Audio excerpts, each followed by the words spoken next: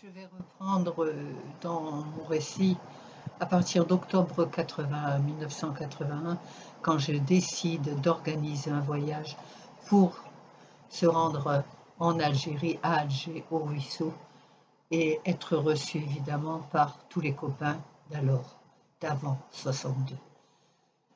Renseignements internationaux, j'écoute.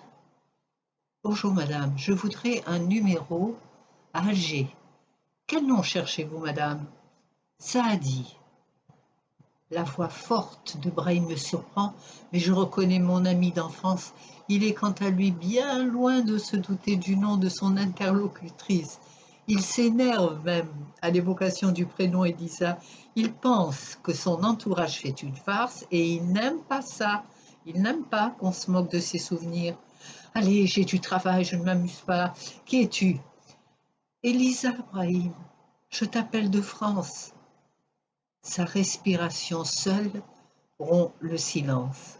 Brahim est sous le choc et sous le coup d'une émotion. Il tempête. Je n'ai pas donné de mes nouvelles depuis 20 ans. Je l'ai laissé dans l'ignorance de mon existence. Comment pouvait-il me retrouver? Mais la France est grand, Elisa. Le ruisseau n'y en a qu'un. Un mot, de temps en temps, pour me dire que tout allait bien. Ce n'était pas la lune. Brahim sermonne pour ne pas pleurer. Mais après l'émotion camouflée par la colère, la joie de m'entendre. Les questions pleuvent.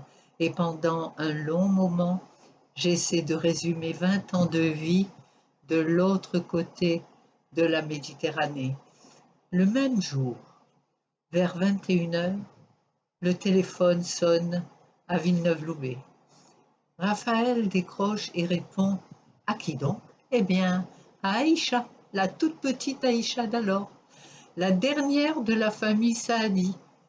Cette nuit-là, savez-vous, les souvenirs se réveillent avec une force brutale. Ça fait mal, ça fait très mal. Les souvenirs se réveillent et pourtant, ça procure tellement de bien.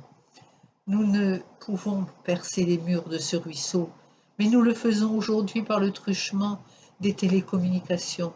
Nous venions de passer un moment de rêve dans un des appartements de notre cité. Le voyage en Algérie est programmé. Les amis répondent présents. Nous sommes 13 hommes, 13 femmes à poser le pied à l'aéroport que nous appelons encore Maison Blanche. Nous savons que seuls Brahim, Aïcha, Hassiba sont informés de notre arrivée. Enfin, nous le pensions. Ils sont censés avoir réservé toutes les chambres d'hôtel. Mais en réalité, c'est tout autrement que cela va se passer. Nous essayons de les apercevoir. Comme prévu, ils sont là. Mais attendez, l'aéroport est envahi. Mais, nous connaissons ces visages. Mais c'est pas vrai, tout le ruisseau est là. L'émotion est trop forte. Les hommes pleurent sans retenue. J'entends par là les hommes des deux côtés de la barrière qui sépare les arrivants des autres. Les femmes pleurent un peu plus fort, tout en poussant des petits cris de surprise. Quand je dis petits, hein. Les larmes cèdent vite la place au rire, à l'évocation des situations d'avant 1962. Je réalise combien il m'était nécessaire de revenir.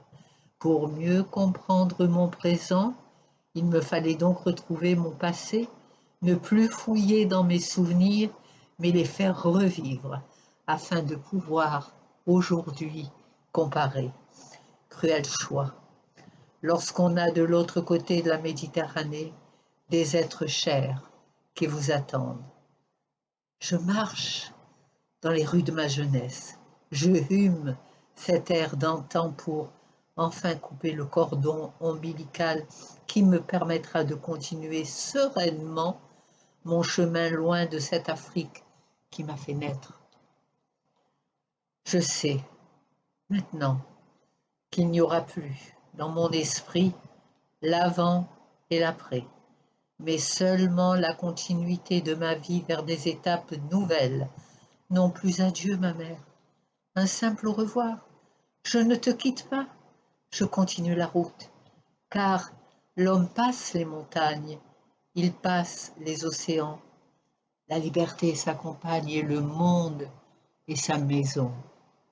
Hier l'Algérie, aujourd'hui la France, mais demain, maître de l'univers, où me guidera ma destinée? Peut-être là où se sont tournés depuis mon regard et mon espoir, dans cette ville où brille la lumière.